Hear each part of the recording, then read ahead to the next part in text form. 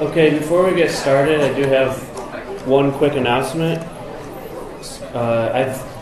So we'll start with this. I've been asked by my college to advertise the Astronomy Society, which apparently is in some form of existence, but is now being rebooted in a better form. Anyway, they have a meeting going on next week, Monday. So that's going to be in this same building. So if you're interested in astronomy, even if you're not an astronomy major or anything like that, I don't even know if they have astronomy majors here, to be honest. But if you have any interest in the field of astronomy, then there's a club on campus, and you're welcome to check that out. All right, but this is a chemistry class, in case you've forgotten, so we're going to get back into more chemistry-related things. And so what we're going to talk about today are electron configurations. We've been building up the quantum mechanical model of atoms, starting with one electron species and moving on into multi-electron cases. And as we saw, we have different orbitals in multi-electron atoms where the energies depend on a couple of factors. And when and we're going to arrange the electrons into those orbitals based on their energy. So we're going to put the electrons in the lowest energy orbitals first, and then move on up into the higher energy orbitals as we add more and more electrons. So we saw last time the order that these orbitals fall into, which is able to be read from the periodic table. So we're going to use that today to build what are called electron configurations, which are a listing of where all of the electrons are in an atom arranged by subshell. But before we do that, one other thing we need to understand is Hund's rule. So we talked about Pauli exclusion principle, which is that no two electrons can have the same 4 quantum numbers, which means you can only have 2 electrons per orbital. We talked about Aufbau principle, which is that building up principle of filling the orbitals from lowest energy to highest. And then the last one we need to understand before we can really do electron configurations is called Hund's rule. So Hund's rule deals with how we fill degenerate orbitals. So we talked about last time that orbitals in the same subshell are degenerate. So if you're in a 2p subshell, you have 3 degenerate 2p orbitals that all occur at the same energy. And the question is, how do we put multiple electrons into there? So when we fill these degenerate orbitals, there's a rule that we want to follow for doing that. Now this really only matters if you're going to assign the spins of all the electrons. If you're just trying to write the configuration, you don't really need to worry about Hund's rule.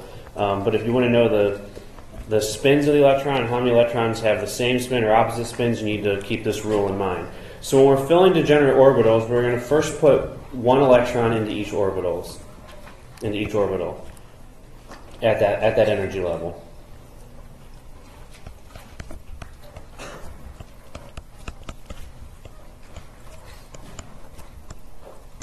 So if we have more than 1 orbital available, we fill each one individually first. And when we fill those orbitals, all the electrons are going to have the same spin.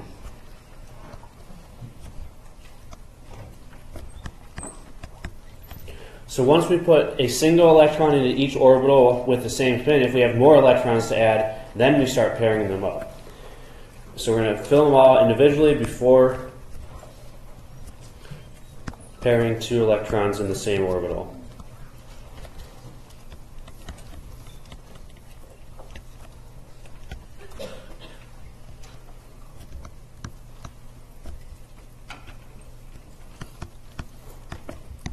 And so the idea here then is to maximize the number of unpaired electrons.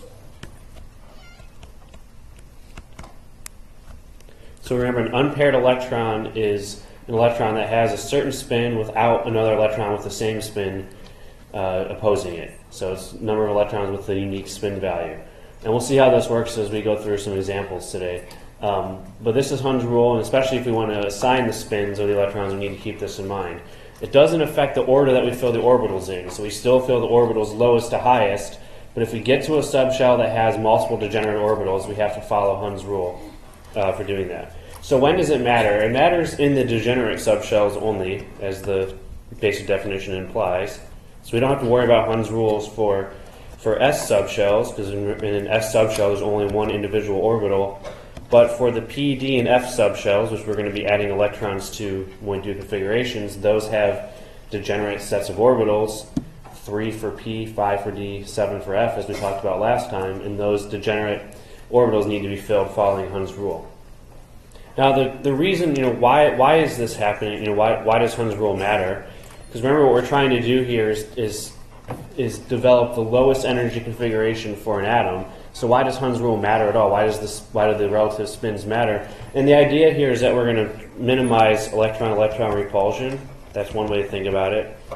So if we have two electrons to place into a subshell, if we put them in the same orbital, they're going to be closer together than if we put them in two different orbitals.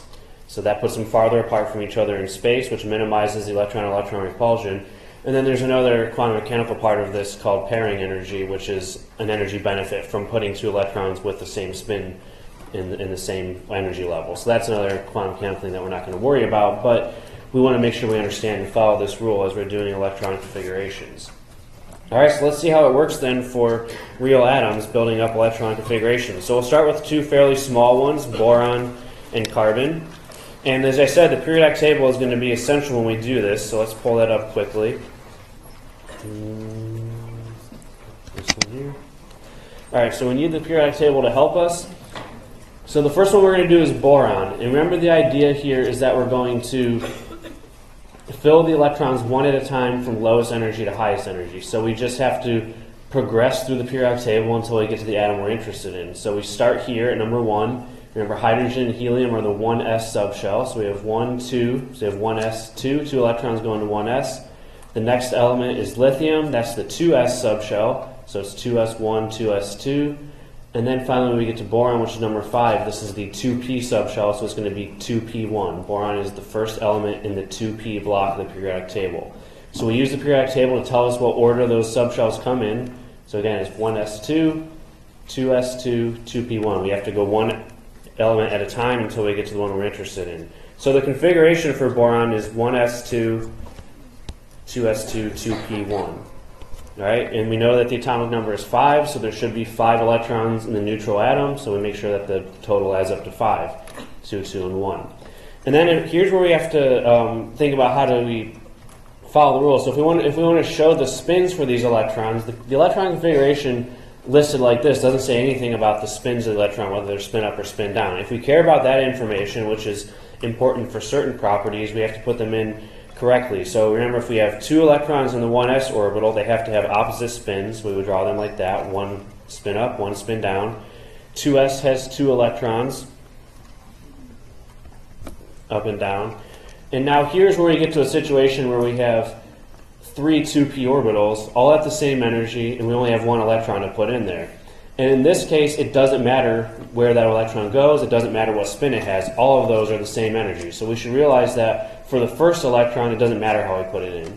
All of these are at the same energy, and whether it's spin up or spin down, the energy for that electron is going to be the same. By convention, we usually just draw it in the first available spot with the spin up, but you could put this electron in any of these 3 orbitals with either spin up or spin down, and that would still be a valid ground state configuration. So be aware of that when you're looking at homework problems, that this is fine, but you could also show it spin down, you could also show it moved around to one of these other degenerate orbitals. Now if we go to carbon, carbon is just one more element over on the periodic table. So we have carbon is here, so it's going to be 1s2, 2s2, now we're 2p, and it's going to be 1, 2. Carbon is the second element, so it's going to be 2p2 for that last subshell. So it's just one more electron than boron, and that extra electron is going to still go into this partially filled 2p subshell. So for carbon, the configuration looks like this. And so when we put the electrons in, we still have paired electrons in the 1s and 2s subshells that come first. Now when we get to 2p, here is where it does matter how we put the electrons in. So again, the first electron, we can do it however we want. And so if I follow the convention I did above, we put the first one on spin up. Now what Hund's rule tells us is that the second electron has to go into a different orbital and have the same spin. So that second 2p electron can go like this. We could have also put it in this orbital with spin up, but they can't be in the same orbital and they have to have the same spins to follow Hund's rule. All right, so this 2p configuration that I'm showing you here, this is Hund's rule in action. So this is a situation where it does matter, and where you need to make sure that you put the 2 electrons in different orbitals with the same spin to follow that rule. And so we would if we wanted to keep adding p electrons, we have to add a third p electron with the same spin before we went back and started pairing them up. Okay, so that's an example of two fairly small elements. And now let's look at a convention that we use for some of our heavier elements especially. So if we go to sodium and magnesium, which are in the next row of the periodic table, we can write out the full configuration. We should be aware of how to do this. So for sodium, which is number 11 here, we're going to go 1s2, 2s2, 2p1, 2, 3, 4, 5, 6. So we fill the 2p subshell, and then we come down here to the 3s part of the periodic table, 3s1 for sodium. That's the last electron in sodium. So we add up all the electrons before sodium, and then we get to sodium, which is 3s1. So the full configuration for sodium is going to be 1s2, 2s2, and then we have our 2p, which we completely fill up before moving to the 3s, and that's where the last electron goes. All right, so that's the longhand, the full configuration for sodium. We should be familiar with how to do that, but very often we use a shorthand, which is all of these core electrons, the ones that are completely filled. So the 1s subshell is completely filled, the 2s subshell is completely filled, the 2p subshell is completely filled.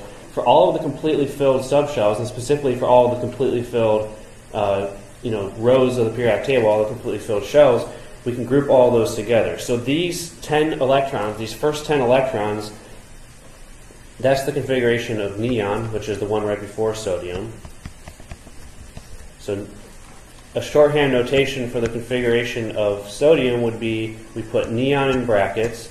So that means sodium has all of the electrons that neon has arranged into the 1s, 2s, and 2p subshells, and then it has a 3s1 on the outside, partially filled. So we just list the partially filled subshells, and all of the filled core electrons that we put in the core subshells go as an abbreviated form there. So basically what we do is we put the nearest noble gas in brackets. We'll talk exactly about what noble gases are later. I hate the order that this book goes in sometimes. I'm forced to teach in a backwards order too. But pretend like you know what a noble gas is if you don't. But anyway, noble gases are the ones that are in the last column of the periodic table. So we would find the nearest element that's in the last column of the periodic table, and then we would just add the next set of electrons to there. So that saves us some time and makes it a lot shorter. So then if we go to magnesium, which is the next one, and so we can go find this on the periodic table. So magnesium is here, and if we want to use that abbreviated shorthand configuration, we find the element in the last column that's immediately before magnesium. So neon is the closest noble gas. We look at this last column. Neon comes right before magnesium, or two before magnesium. So we have the neon core electron, and we have 3s1, 3s2. So it's just one more electron than sodium, so naturally it's going to have this configuration. Okay, and like I said, when you're doing homework problems this weekend, or if you've already started it, you should be familiar with both of these ways of writing the configurations, either the full, what we call longhand configuration that has all of the subshells listed, or the shorthand configuration where what we call the core electrons are listed as an abbreviated form for the noble gas. And then you should be familiar with both of them also, because sometimes we would ask questions like, in sodium, how many electrons are in s orbitals? And so you have to count. There's a total of 5 electrons, 2, 2, and 1 that are in s orbitals. If you write the configuration like this, it's not obvious how many core electrons are in s orbitals. So you need to be able to do both, is the short story. So be familiar with that. But by writing the configurations this way, we reveal a concept that's going to be very important, especially in the next chapter, which is called valence orbitals or electrons.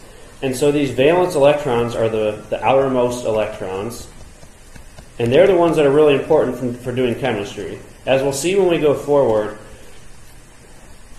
when we're doing chemical reactions, we're really only going to involve these valence electrons. The core electrons, the ones that are at the lowest energy and closest to the nucleus, don't participate in chemistry. So we need to know what the valence electrons are.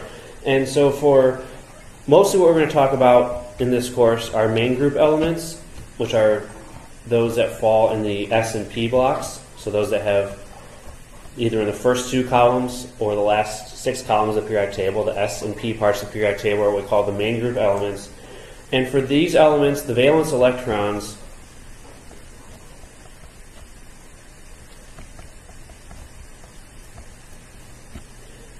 that have the highest principal quantum number.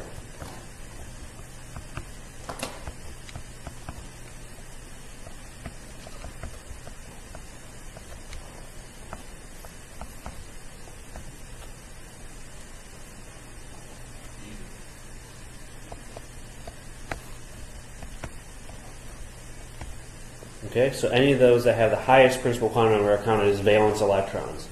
So if we go back up here to sodium and magnesium, we have 1s, 2s, 2p, 3s. That's the highest value of n is 3. So only that one single 3s electron is going to be a valence electron for sodium. For magnesium, it has two 3s electrons. It's all the electrons that come after the nearest noble gas.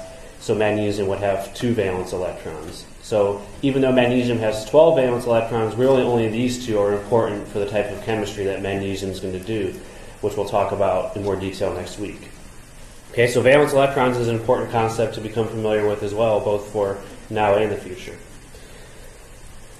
All right, and then let's talk about transition metals a little bit. So the rules here are a little bit different. So for transition metals, we're still going to follow all of the rules that I gave you. Pauli exclusion, Hund's rule, Aufbau principle. The only thing to be aware of, and this will be obvious as we go through the periodic table and do this, is that we have to remember that the NS subshell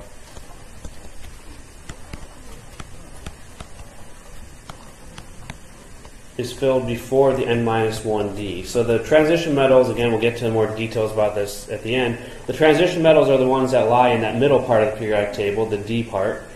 And when we fill the electrons, we have S electrons that are filled before the N-1D. So in the first row of the transition metals, the 4s electrons get added, then the 3d. So that's where those levels cross, as we talked about last time. Now, as long as you follow the periodic table, you don't have to memorize that because that's built into the structure of the periodic table. But that's one thing to be aware of when we fill configurations for transition metals. And then the definition for valence electrons is a little bit different for transition metals. So as I mentioned, they're going to have typically two s electrons in the highest subshell. So all of these ns electrons in the highest for the highest value of n, and the corresponding d electrons, n-1d. And again, this is for the highest value of n depending on the location in the periodic table. These are all considered valence electrons. So we're not going to deal as much with the chemistry and the valence electrons of transition metals, but we should be aware of this difference. So for elements that are in the S and P blocks, it's the S and or P electrons. For elements in the D block, it's the S and the D electrons that are valence. So let's do one example of a transition metal with in Giddis configuration. This is a pretty hard one, but we'll just jump right into it. So osmium, OS, we'll have to find that in the periodic table. All right, so if we go to the periodic table and find OS, it's right down here, next to my favorite element, iridium. All right, so it's 76. So we go to the noble gas that comes before it. So the one that's closest to that is xenon, which is 54. So that's the last noble gas element that comes before osmium. So we can write those core electrons as abbreviated form. If we had to write all of them out, it would take a while. So we're going to write the core electrons as being just xenon, Xe. So it has all of those electrons, and however they're arranged. We don't have to write it out in full. But then we have to write the configuration for the outer electrons as well. So after xenon, which is 54 here, we come to this row of the periodic table. That's going to be the 1, 2, 3, 4, 5, 6s. So we have 6s2. That takes us to here.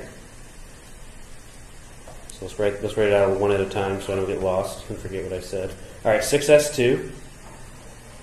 And then here's where the transition metals get a little bit weird, especially when you're down here in the bottom rows. So the one that comes, barium is 56. The next one here is La, lanthanum, which is 57. So that's going to be 5d1, because we're in the n-1d now. So we have 5d1, but then after here is where we jump down to the F block. Remember that we have this break in the periodic table between 57 and 72, where we jump down here to the F block. So we go 5d1, then we go all the way to the end of the F block. So let's get this out of the way a little bit. So we have 5d1, this is 4f, remember this is n-2f, so here if we're in the 6th row, it's going to be 4f. 1, 2, 3, 4, 5, 6, 7, 8, 9, 10, 11, 12, 13, 14. There's 14 F elements, so that's completely filled. Then we come back up to here, and we go 5D. We have 1, 2, 3, 4, 5 more. So in total we have 6 5D electrons. So if we write it out sort of in the longhand and going in the order, we go from 6s2, the next element is 5D1, then we jump down to the 4F part of the periodic table and fill that. Then we come back up to the 5D and have 5 more electrons, 5 more elements before we get to osmium. Now the way we typically write this is we don't write the 5D electrons separately, we group them all together. So we would write it as xenon 6s2 4f14 5d6. So we put all those D electrons together. There is that break in the periodic table, and in reality the electron configurations for the elements that occur right around that break are a little bit cloudy, whether it's going to be in a D or an F subshell. Those are very close in energy, so it's not very easy to predict all the time, so we're not going to worry about those weird exceptions. But the point is, if you do a D element that's in the low part of the periodic table, you are going to also fill the 4F, and don't forget about those 4F electrons before you fill the 5D. Alright, so just to review that, when you're in this row of the periodic table, remember that you jump from the 6s down to the 4F, and so you have to make sure you fill those 4Fs before you add in all the D electrons as well. So don't forget about this part down here. It's an easy part to forget. So that's the full configuration for osmium, and as usual you can always check to make sure that you have the correct number of electrons at least. Alright, so if we want to talk about the valence electrons for this, remember that for a transition metal it's only the S and the D electrons in the outer part. So we have 2 6s electrons, we have 6 5d electrons, so in total we have 8 valence electrons. The F electrons are never going to be counted as valence electrons for the transition metals. The only time the F electrons are valence is when you're in the F part of the periodic table. We're not going to be doing electron configurations for F block elements. You only need to be able to do the S block, the P block, and the D block for the homework and exam problems. But this is an example of a transition metal which is on the D part of the periodic table. And especially down here we have to remember to fill those 4Fs as well. Alright, so that's an example with osmium. Now if we want to write out the configuration, sort of looking at this partial orbital diagram, the 6s has 2 electrons, 4f has 14 electrons, and there are 7 4f orbitals. So we would fill them one at a time. First, did I count those right? 1, 2, 3, 4, 5, 6, 7. And then we go back and add the next 7, spin down, pairing them up. Alright, so all of the 4f orbitals are filled, and then the only subshell that's partially filled is going to be 5d, and here's where we have to follow Hund's rule when we're adding electrons to the 5d orbitals. So we have 6 d electrons, so the first 5 go in like this. Remember that Hund's rule tells us we fill all of the orbitals individually with the same spin, and now we have one more to put in there, so we pair it up with one of the other ones, conventionally just in the first one, and we get this configuration. So this is going to have 4 unpaired electrons.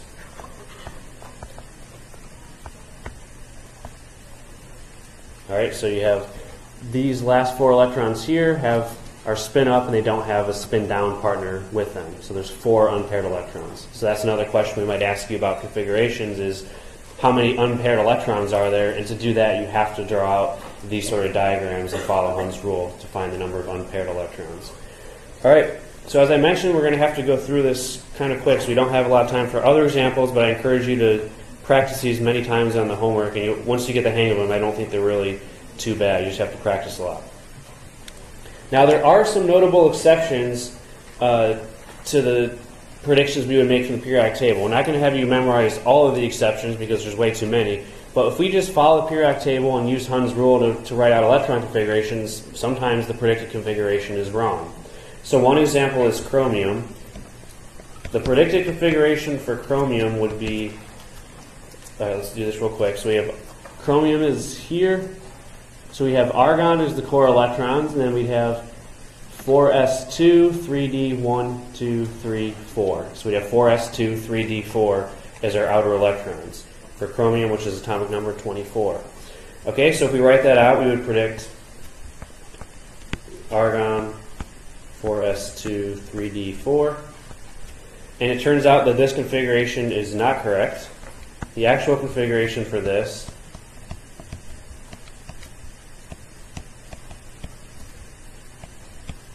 for S1 3d5. So we take one of these S electrons and we promote it up to the D to make 3d5. And this is because, for various reasons, these half-filled subshells are favored. So by promoting one electron into the D subshell, we now have a half-filled D subshell. D subshell can hold 10 total electrons. We now have 5 in there, and half-filled is a good place to be. And the reason being that the 4s and the 3d are very close to each other in energy, as it turns out. So you can sometimes move an electron from the 4s into the 3d to make a configuration that overall is lower in energy. So this is one example you'll have to be familiar with. And then the other one is copper, which is also a first row transition metal in the 3d part of the periodic table. So the predicted configuration for copper, it's just 5 more electrons than chromium. So it's going to be 4s2 3d9. But this again is wrong, and the actual configuration is going to be, we do the same thing. We take one of our 4s electrons and we bump it up to 3d, so we get 4s1 3d10. And again, a filled D subshell is a favorable situation as well.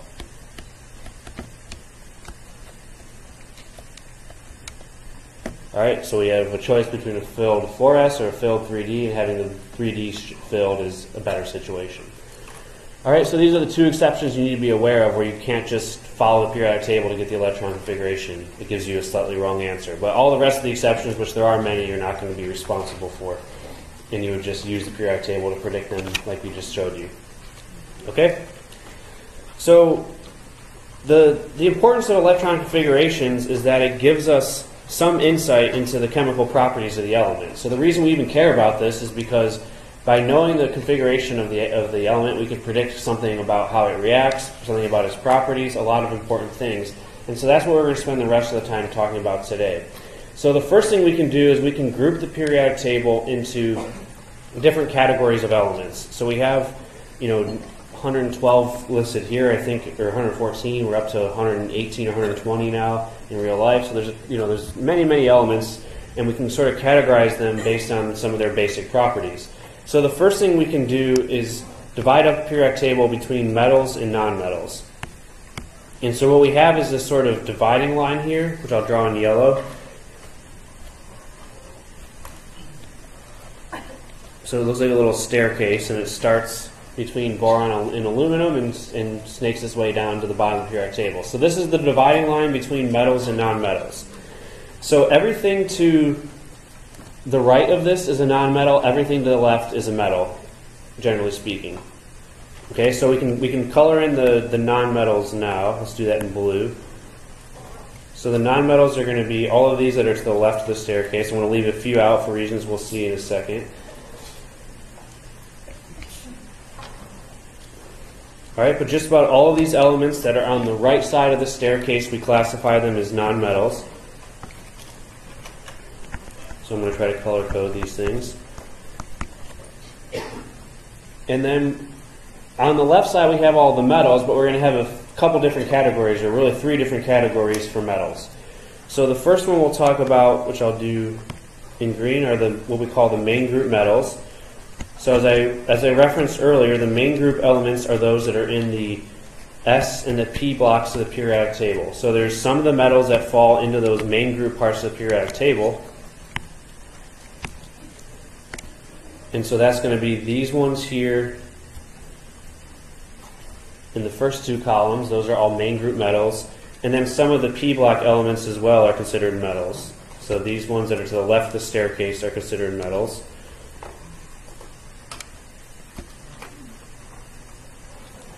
One thing I forgot to highlight earlier was that hydrogen is sort of in the wrong place in the periodic table in some sense. Hydrogen is here and is a nonmetal. So be aware that even though hydrogen is in the first column of the periodic table, to the left of the staircase, it's actually a nonmetal in its properties. We'll talk about those properties later.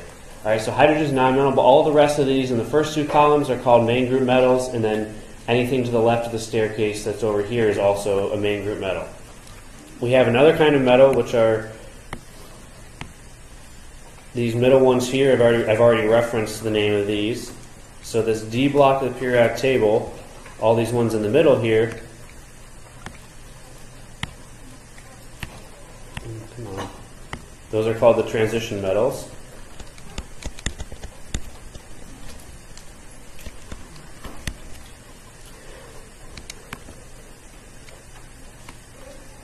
And then we also have down here another category of metals, which we call the inner transition metals. So those are going to be the F block.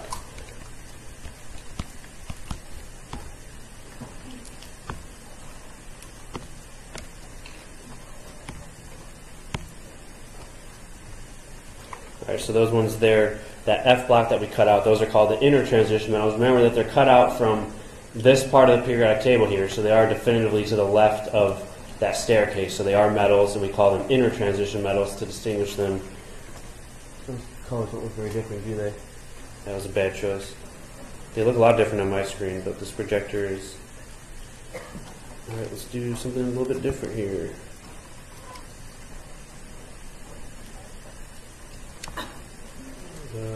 That's a good choice.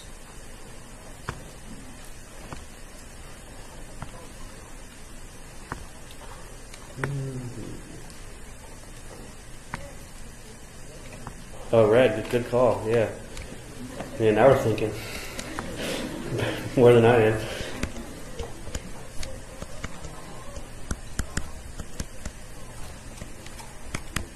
All right, inner transition metals, and then we'll highlight those. There we go. Thank you. Okay.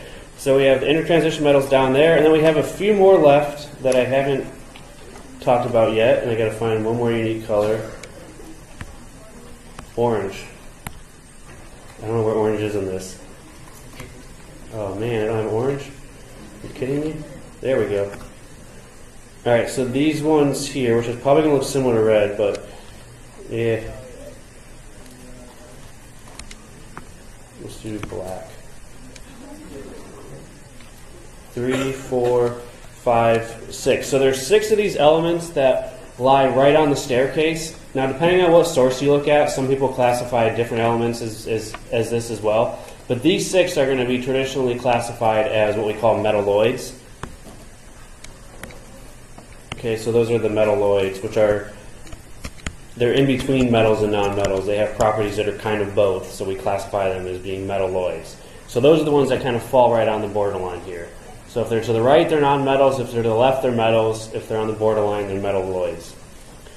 Now within the different basic categories, we even have some additional subcategories that we need to be familiar with as well. So except for hydrogen, all of these elements that are in the first column of the periodic table are called alkali metals.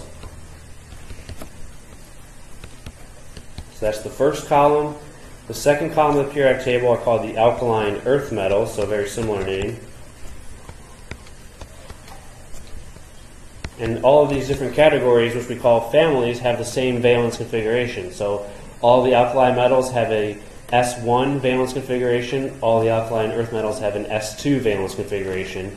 And atoms that have very similar valence configurations tend to have very similar properties, which is why we group them together like this.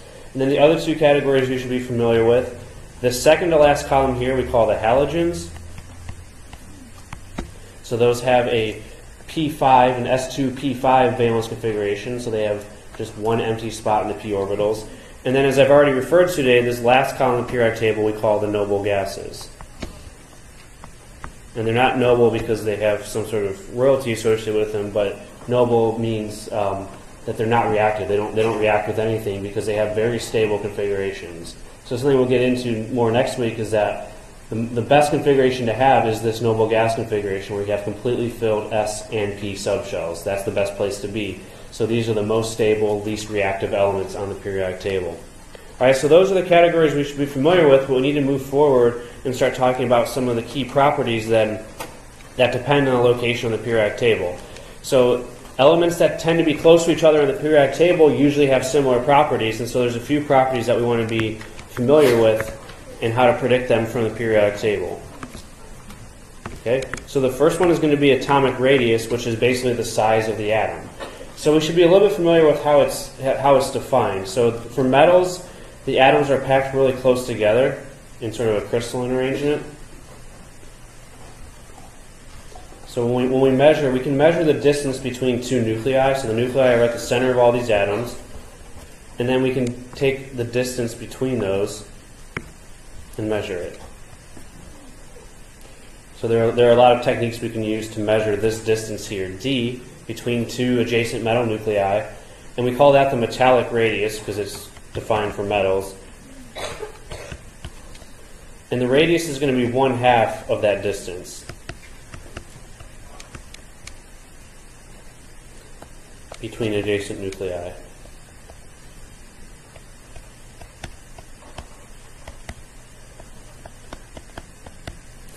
Okay, so that's going to be the distance there. We call that, so basically the radius is going to be the distance from the nucleus to the edge of the electron cloud, if you want to think about it that way.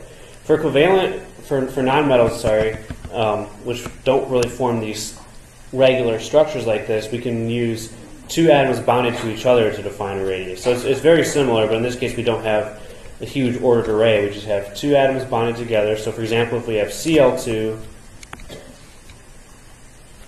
we measure this distance here. It's going to be 199 picometers, which is 10 to the minus 12 meters. So we can measure the distance in Cl2, which is two chlorines bonded to each other, and in that case then the radius is just that divided by 2.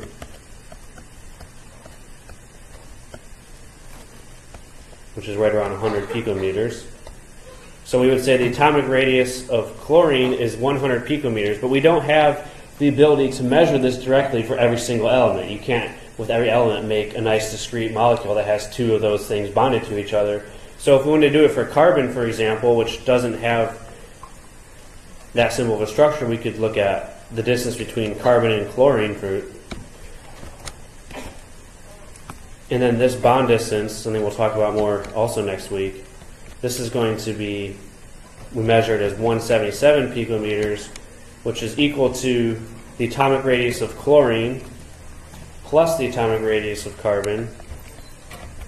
We know the atomic radius for chlorine is 100, so that means the atomic radius for carbon is 77. So this is how we determine these. We don't have to worry about this too much, but the point is by measuring bond distances in a number of different compounds, you can back out atomic radii. And usually the values that you see like in your textbook for the atomic radius are kind of an average value measured over a whole bunch of different compounds. So you would get a slightly different value depending on which compound you're measuring the bond distances in, and then you sort of report an average value.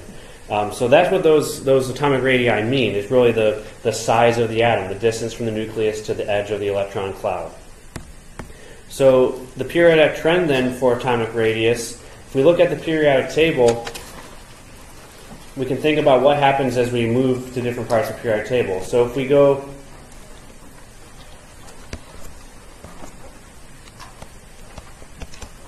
down a group, that means we're moving down one of the columns of the periodic table from top to bottom. We know that as we go from top to bottom, the principal quantum number increases.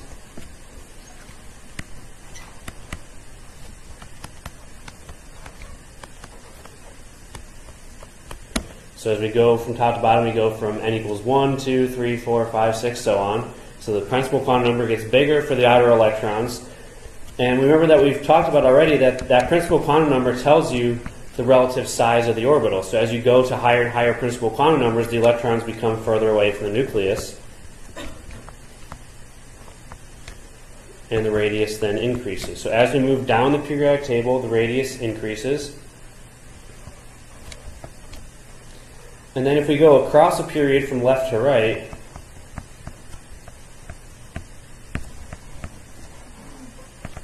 as we go from left to right, we're generally adding the electrons to the same shell, the same n value. So if we go in the second row here, it's 2s1, 2s2, 2p1, 2p2, 2p3, so on. So as we go from left to right, we're adding more electrons, but they're all going into the same shell or subshell.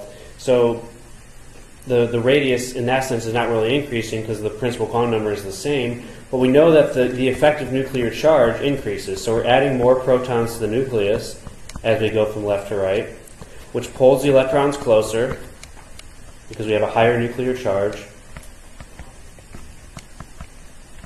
And that causes the radius to shrink as we go from left to right. So if we want to draw the trend for increasing atomic radius, we go from right to left. So the radius gets bigger as we go from right to left in the periodic table. And that one's a little bit counterintuitive because, again, we're adding more protons, so we might think, oh, the atom's getting bigger. But remember, the nucleus doesn't really determine the size of the atom, which is very small. And as we add more protons, we're pulling the electrons closer, and that's what's determining the radius. So for the atomic radius, all we really care about are those outermost electrons. As we go down, the outermost electrons are farther and farther away. As we go from left to right, those outermost electrons get pulled closer and closer because there's more protons in the nucleus. Okay, so that's one property we should be familiar with, the trends. The other one is ionization energy. So this is another property we need to be familiar with. So ionization energy is the energy required to remove one electron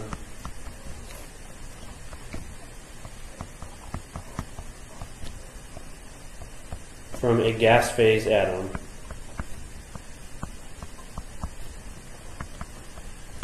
Okay?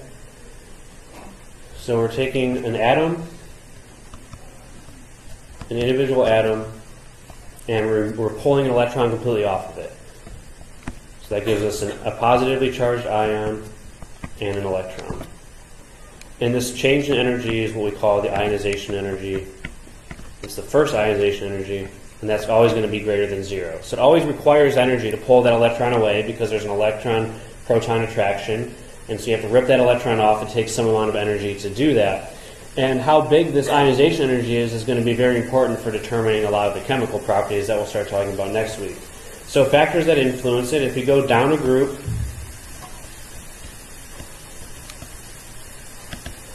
the principal quantum number increases. We saw that the radius increases. And so as the electrons get further and further away from the nucleus, the attraction to the nucleus becomes smaller.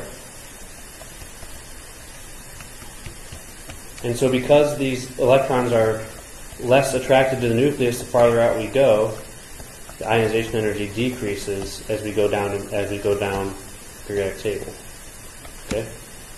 And if we go across a period, we're really going to make the same arguments we made for radius and just see how it applies to ionization energy. So as we go across a period, the effective nuclear charge, this Z effective, increases. And we saw that leads to a decrease in size.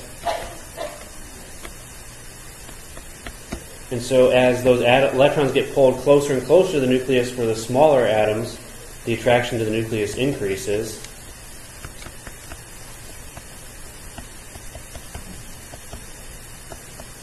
And the ionization energy increases. So basically, ionization energy has the opposite trend for radius. As the radius gets smaller, the ionization energy gets bigger. As the radius gets bigger, the ionization energy gets smaller, all things else being equal. So when we draw the trend for this, for ionization energy, we get an increase going up and an increase going left to right.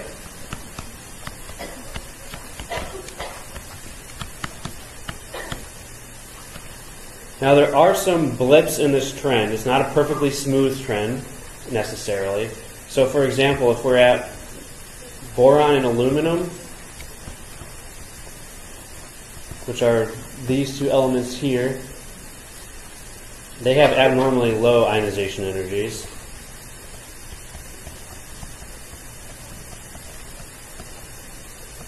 And that's because they only have one outer p electron, which is easy to remove. And you get to this stable fill S subshell. So when you have this situation here where it's an NS2 NP1 configuration, it's very easy to remove that one electron, so you have a comparatively low ionization energy. So the ionization energy for boron is smaller than for this one here, which is beryllium. The ionization energy for aluminum is smaller than magnesium, which is here. Okay, so there's some blips in the trend. And then also oxygen, sulfur, and selenium. These ones have abnormally low ionization energies as well.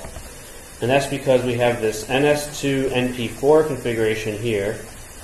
And if we remove one electron, we get to an NS2-NP3, which is a stable half-filled subshell. P3 is half-filled. Alright, so by thinking about electron configurations, we can rationalize some of these places where the trend breaks down. So if we're able to just remove one electron and get to a stable half-filled configuration, it's a lot easier to do that. So oxygen, sulfur, and selenium have lower ionization energies than the atoms that come before them, even though the basic trend is that it would increase going from left to right. Okay, so those are some blips we should be aware of and we should think about. And then one other thing to talk about for ionization energy are successive ionization energies. So what this means is removing more than one electron. So if we remove one electron, that's the first ionization energy, so that's going to be IE1. So that's going to be some atom going to a cation and an electron. And that's the energy for that is the first ionization energy. But if we go and remove a second electron, we have what's called the second ionization energy, which would be taking that cation now, which already has one electron removed, and removing another electron to make the 2+ cation and another electron. So basically all these ionization energies, we can define them for each successive removal of one electron. Remove the first electron, that's the first ionization energy. Remove the second electron, it's the second ionization energy. And we define them that way. And so if we look at the values for these, the first ionization energy is always the smallest for an atom, and then it goes up and up and up. And that's because it's harder to remove an electron from a cation. So once you have a net positively charged species, it holds onto its electrons tighter, and makes it harder to remove one. So if we look at these ionization energies for nitrogen, we see that as we go across, they get bigger and bigger every time. Same for oxygen. The first one is 1.31 on this scale, and it goes up and up and up and up. But one thing we'll notice if we look at the trend here is that we have a huge jump at some point. So it's going up, 1.4, 2.8, 4.5, 7.5, 9.4, all the way up to 53 here. So it's a huge jump in the ionization energy for IE6 for nitrogen. And then for oxygen, there's a huge jump at IE7. So it goes from 11 to 13 to 71. So there's a huge increase all of a sudden in the ionization energy. And that's because that huge jump occurs after all of the valence electrons are removed.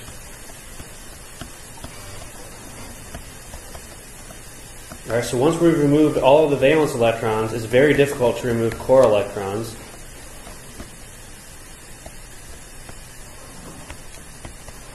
So for nitrogen, the valence configuration is 2s2, 2p3. So it has 5 valence electrons. So removing the first 5 is comparatively easy, and then when we're going to remove that 6th electron, which is in the core, the ionization energy jumps right up.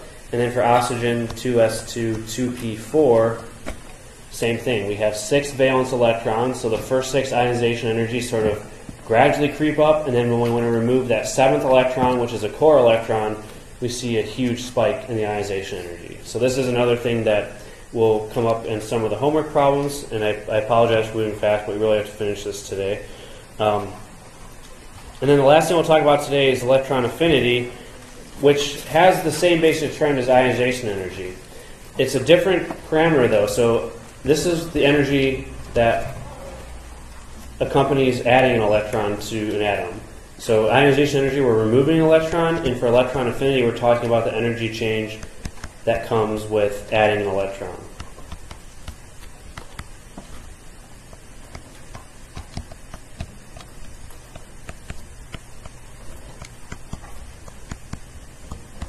So we're taking our gas phase atom again, but this time we're adding one electron to it, and that's going to make a negatively charged ion.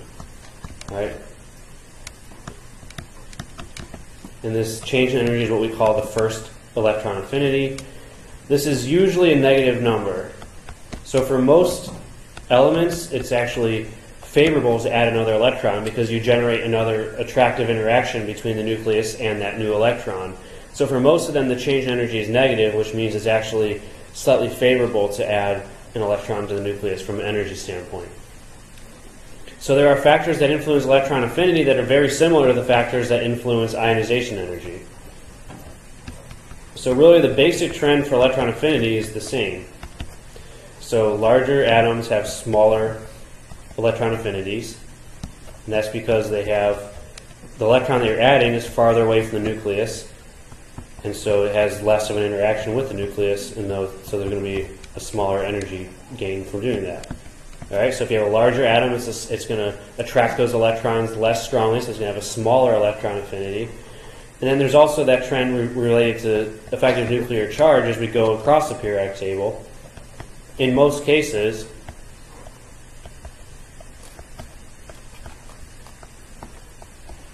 higher effective nuclear charge leads to a larger, or more negative typically, electron affinity. So don't be confused by that. When we say something has a larger electron affinity, we're talking about the magnitude of the electron affinity, not the sign. The sign is usually negative, but when we say it's larger, that means it has a larger absolute value. So finally then, the trend for electron affinity looks identical to the trend for ionization energy. So as we go up and as we go from left to right, we're going to be increasing the electron affinity, which again typically means more negative, because they're usually negative numbers. But this is not a very smooth trend, and there are lots of exceptions.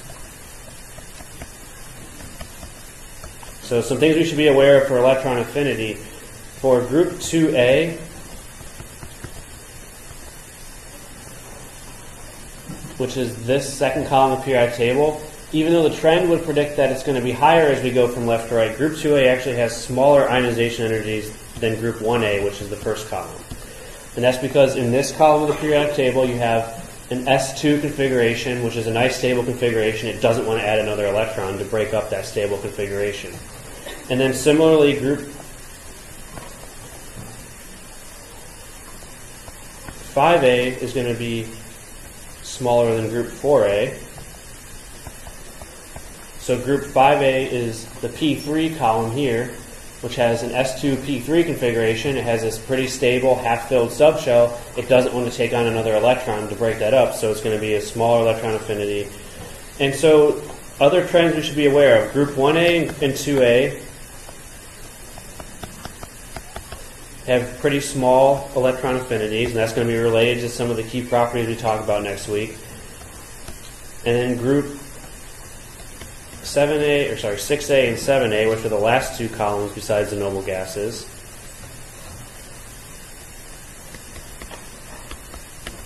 those are generally the largest electron affinities. All right, so we'll talk about next week atoms that have small ionization energies are the metals, and they tend to form cations. Atoms that have large electron affinities tend to form anions, and that's related to their chemistry, which we'll get into next week.